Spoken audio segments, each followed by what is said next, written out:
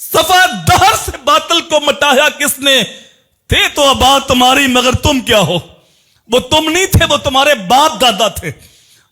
اللہ اکبر، جو قرآن کے ساتھ جڑے ہوئے تھے ان کو پتا تھا کہ اسلام امن کا درس دیتا ہے، ان کو پتا تھا کہ دین اسلام کا بنیادی درس امن ہے، سلامتی ہے، لیکن وہ یہ بھی جانتے تھے کہ جب گنڈے تمہارے گھر میں گھس آئیں، تمہاری عزت پہ حملہ کریں، جب تمہارے بچوں کو ذبح کریں، جب تمہاری جائیدادیں ہڑپ کرنے لگیں، جب تمہاری عزت محفوظ نہ ہو، پھر اسلام امن کا درس نہیں دیتا، پھر جہاد کا درس دیتا ہے۔ جذبہ جہاد جب بیدار ہوتا ہے مسلمانوں کے اندر تو پھر کوئی طاقت ان کے آگے نہیں ٹھہرتی۔ تو کہا وہ تھے تو آباد تمہاری مگر تم کیا ہو؟ ہاتھوں پہ ہاتھ درے منتظر فردا ہو۔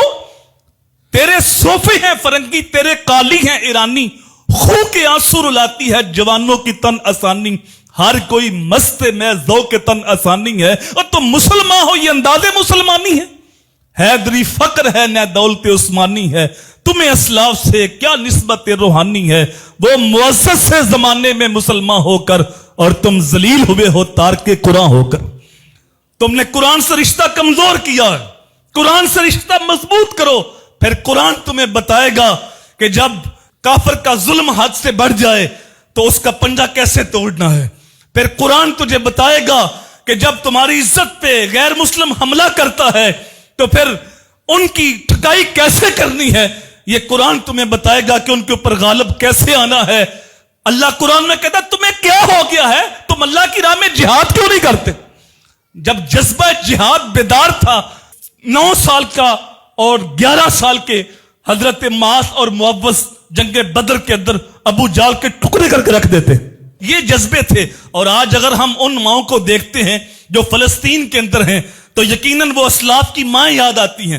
میں دیکھ رہا تھا ایک نوجوان انٹرویو دے رہا تھا، اس نے نقاب کیا ہوا تھا، تو اس کی ماں آتی ہے نقاب پیچھے کرتی ہے، کہا بیٹا نقاب ہٹاؤ، ہمیں کس سے ڈر ہے؟ ہم نے تو ڈرنا صرف اللہ کی ذات سے ڈرنا ہے، ہمیں اسرائیل والوں کا کوئی ڈر نہیں ہے۔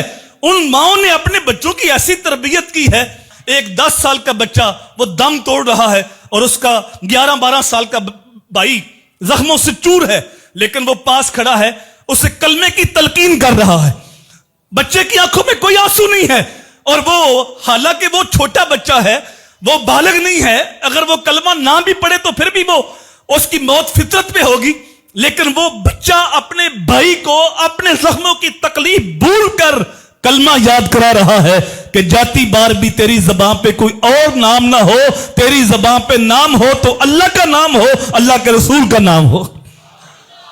تو جب یہ جذبے قوم کے اندر ہوتے ہیں تو پھر ان جذبوں کو کوئی بھی مات نہیں دے سکتا۔